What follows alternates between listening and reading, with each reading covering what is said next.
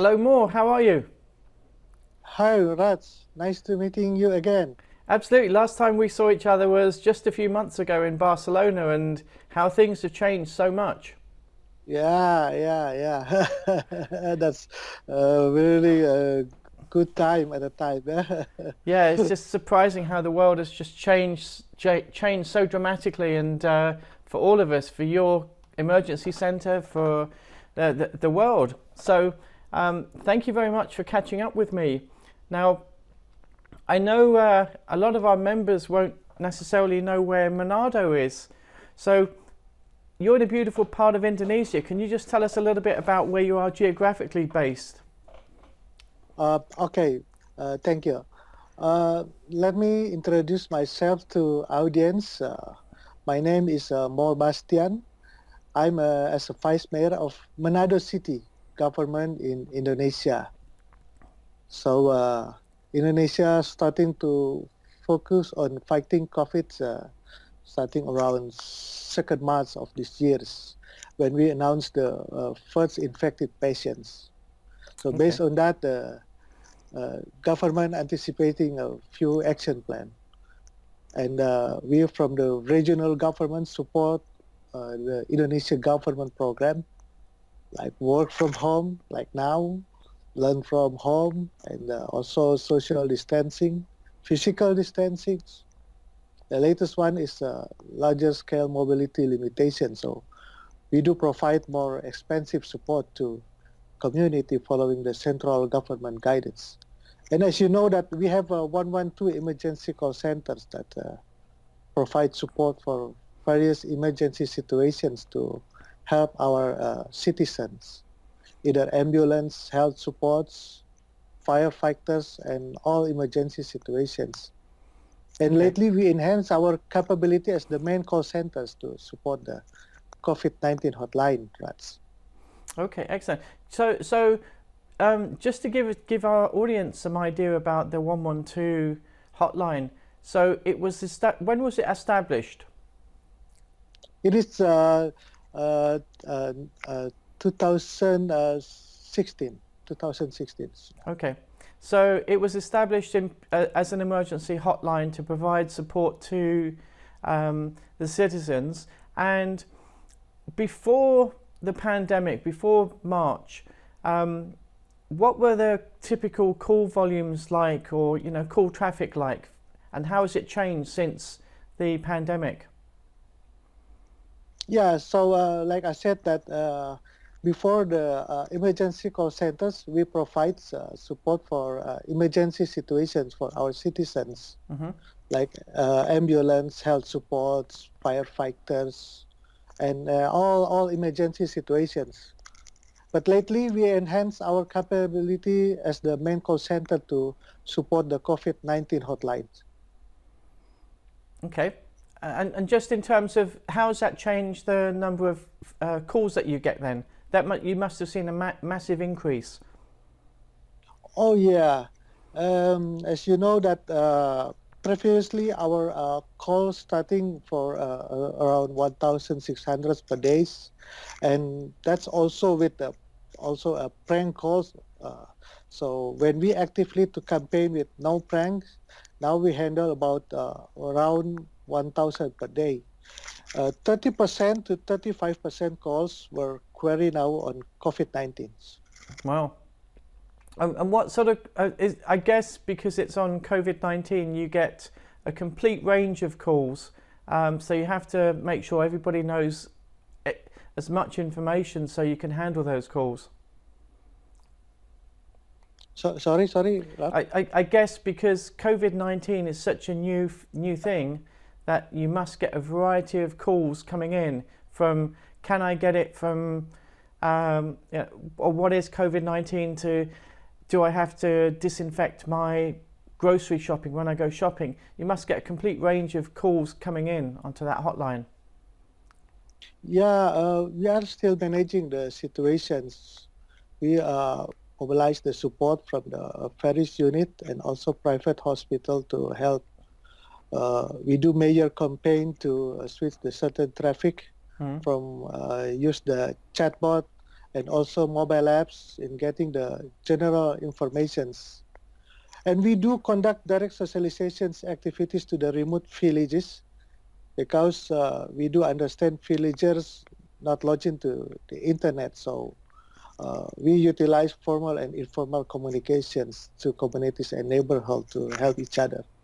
Okay. Now, your contact center there in Manado, so obviously it's a very essential service, so you've got it manned by people. Is it available 24 hours a day? Yeah, that is 24 hours per day. Okay. And what about within the contact center itself? Have you had to change anything else as well? Like some contact centers are setting up spacing between their agents or representatives so they're not sitting close together? Yeah. We split the sitting arrangement to be a 101, take 1 meter distance between each other. We provide meals from our main office to support them. Mm-hmm. We support also additional workforce on duty team to buy backup shift from other unit. We conduct temperature check to them, change clothes while entering the call center sites, online briefing, knowledge sharing through communications, WhatsApp, something like that, sir. Okay, so you mentioned a couple of interesting things there. So as your staff arrive at the contact center, you check their temperature. You're using, you're checking their temperature, and you're also getting them to change their clothes so that they have work clothes that they only wear within the contact center, and when they go home, they change again back into their outside clothing. Yes. Yeah, true. Okay. What about within the contact center when it comes to things like breaks, like lunch breaks and that? Do do people have to space out as well in the contact center? Everything you do is social distancing? Yeah, and we provide meals for them in our main office support. We support them with the meals too, even lunch and dinner too, and breakfast. Okay, excellent. And what about how quickly did you have to ramp up or escalate the or change things in your center to be able to cope with the COVID-19 hotline? Yeah. Below of me there is a head of communication and information office. So we also have 2 layers before the call taker level. Okay. We provide daily briefing online, while the person in charge, Mr. Ewen Kontu, is on daily basis build communications and provide the call takers needs.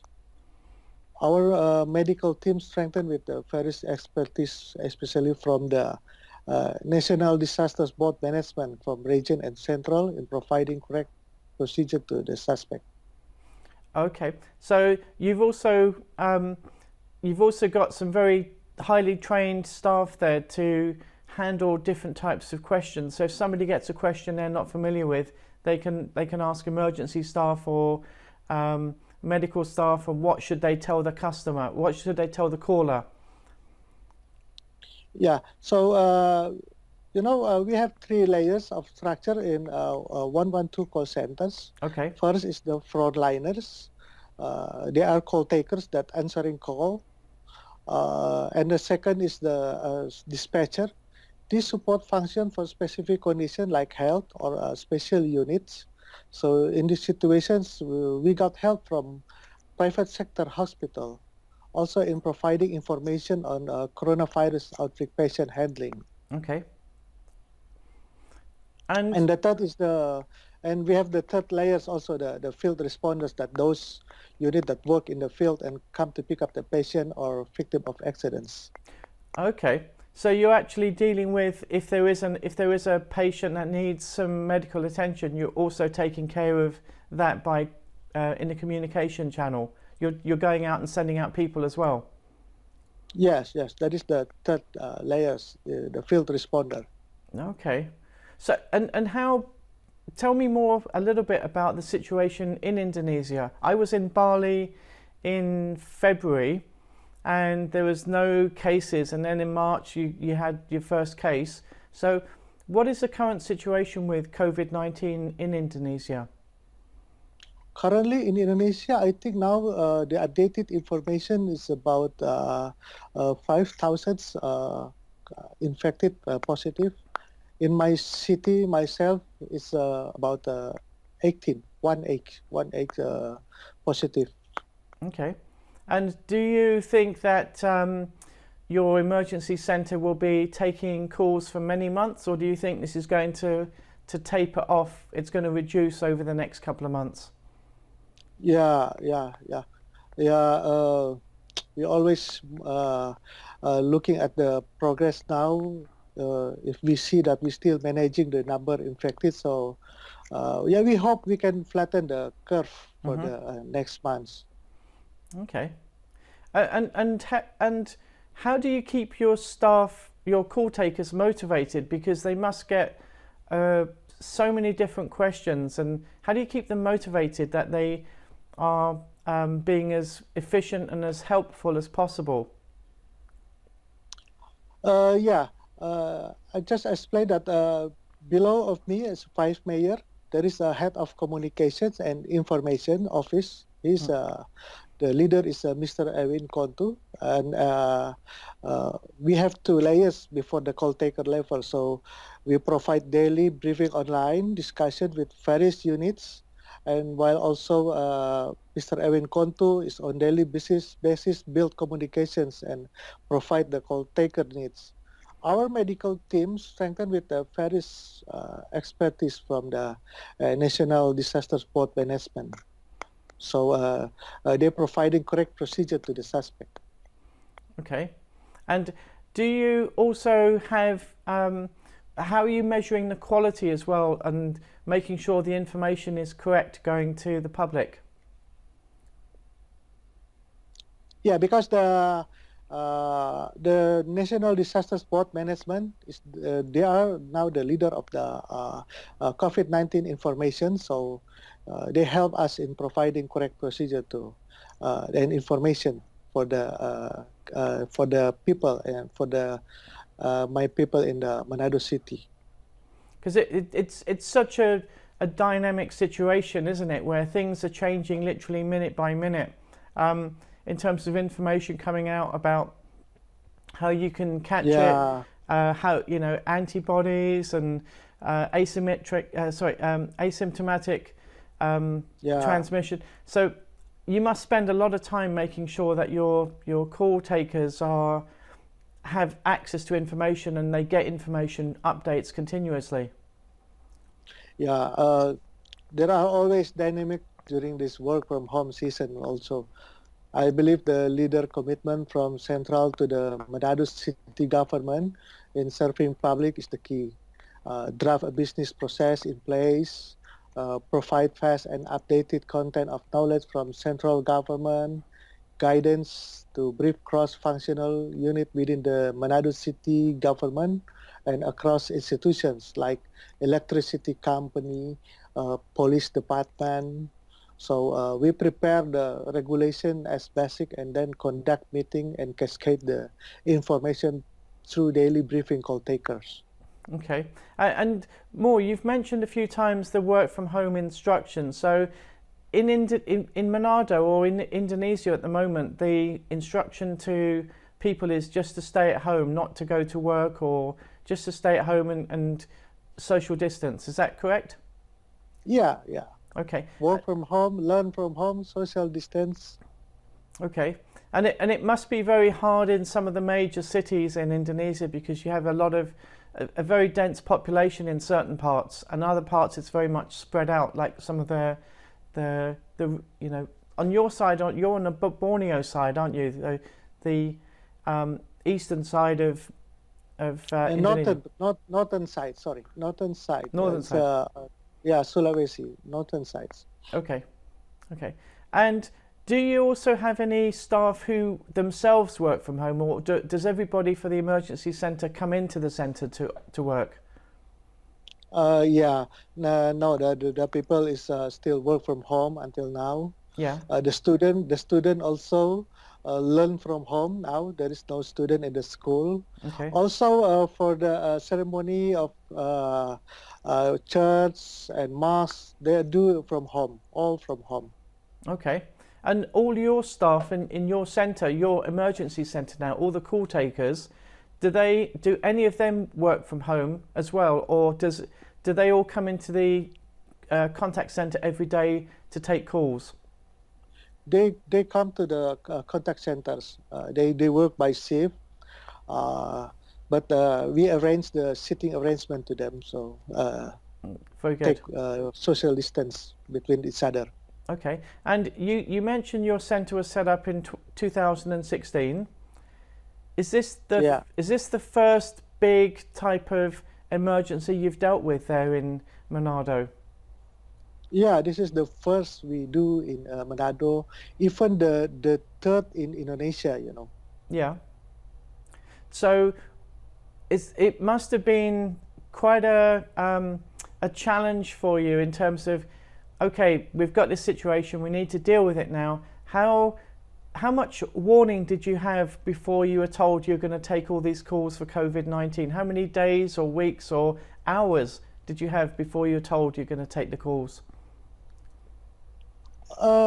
In fact, that when we start, or when Indonesia start to fighting the COVID, we also start to arrange that our emergency call centers, we choose to be a main call center to support the COVID-19 hotline. And this is only the first or the only city in Sulawesi that use call center as the support the COVID-19 hotline. Interesting. That's really good. I know Sulawesi is the area of Indonesia you're based in is supposed to be absolutely beautiful, and I know your government is going to be moving over to that side of Indonesia sometime soon. The central government, is that correct? Yeah, it's true. So your importance is your centre is very, very important. It's going to grow in terms of value to the country as well as more and more people move into your area as well. Yeah. Interesting. Yeah. And how do you keep yourself motivated during this pandemic? How do you what keeps you bright, motivated, and so you can pass it on to your team every day?